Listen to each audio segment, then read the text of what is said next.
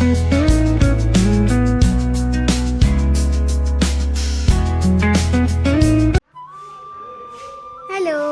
Good morning.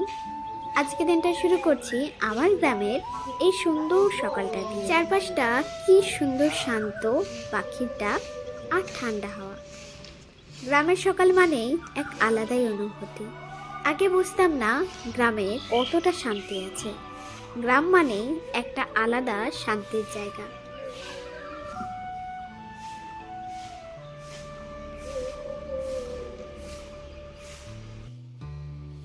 আজ সারাদিন বাড়িতে অনেক কাজ। কারণটা হলো কালকে ঠাকুমা বলেছে শুভচণ্ডীর পুজো করবে। তার জোগাড়যন্ত্র করতে হবে, উঠোন লেপতে হবে, ঘর বাড়ি অনেকভাবে পরিষ্কার করতে হবে, মানে অনেক কাজ। আর সকালের একটা এনার্জি ড্রিঙ্ক, 1 কাপ চা, সেটা না হলে তো নয়, তাই না? প্রথমে বাবাকে বানিয়ে দিয়েছিলাম 1 কাপ চা, তারপর বাকি সবাইকে এক একে দিয়ে দিয়েছি। দিল্লি থেকে আসার পর থেকেই আমার বাবা রোজ সকালে আমার কাজগুলোকে সুন্দর করে জল দিয়ে ভিজিয়ে দেয়। তাতে অবশ্য আমার কোনো আপত্তি নেই, বরং আমার আরও ভালোই হয়। আমি অত বেশি পরিচর্যা করতে পারি না যতটা আমার বাবা এত ভালো করে করে। বাবু নাও, জ্বরও ঠিক হয়ে যাবে।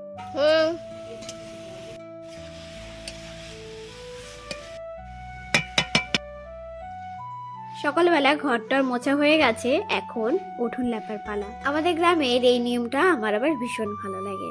কোনো পুজো হলে উঠোন লেপা, ঘর মোছা, অনেক বেশি করে পরিষ্কার করা, এটা একমাত্র গ্রামে হয়ে থাকে। আর যবে থেকে বাবা এসছে তবে থেকেই ছানার জিলাপি আমার জন্য কিন্তু প্রায় আনতে থাকে। যেদিন এসেছিল সেদিন নিয়ে এসেছিল এক একটা করে, খেয়ে বলেছিলাম বাবু খুব ভালো। তো যখনই যায় আমার জন্য কিন্তু একটা করে নিয়ে আসে।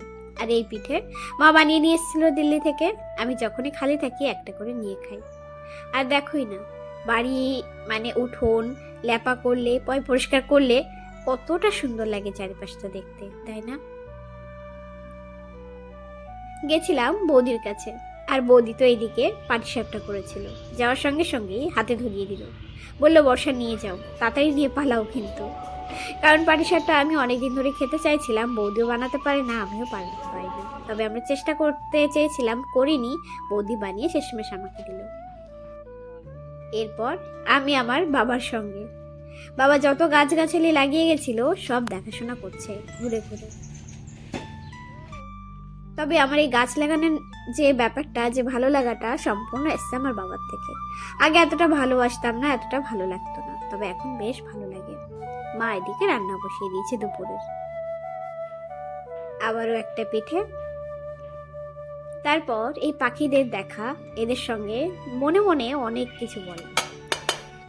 এরপর দুপুরের খাবার। দুপুরে আজকে মা বানিয়েছিল কই মাছ দিয়ে লাউ পাতা দিয়ে ভাত দিয়ে। আমরা কিন্তু এটা কই মাছ দিয়ে লাউ পাতা ভাতে বলি। এটা কিন্তু খুব ভালো লাগে, আর মা কিন্তু করেছিল খুব সুন্দর করে। আমি তো এখন ভিডিও এডিট করতে বসে আমার মুখে আবার জল আসছে। বিকালবেলা আমি আর বাবা দুজনে গেছিলাম বাজারে। ওই যে বললাম না ঠাকুমা শুভচণ্ডীর পুজো করবে কাল সকালে, তার জন্য আজকে সব রকম জোগাড়যন্ত্র করে রাখছি।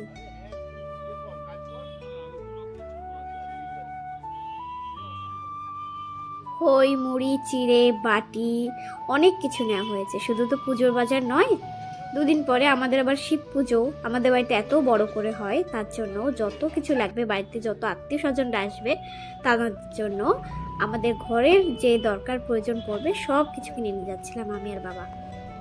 তবে শিব পুজোর বাজার কিন্তু এখনো বাকি, সেটা তো অনেক বড় বাজার। আর তার জন্য আমার বাবা জেঠুরা সবাই মিলে আসে।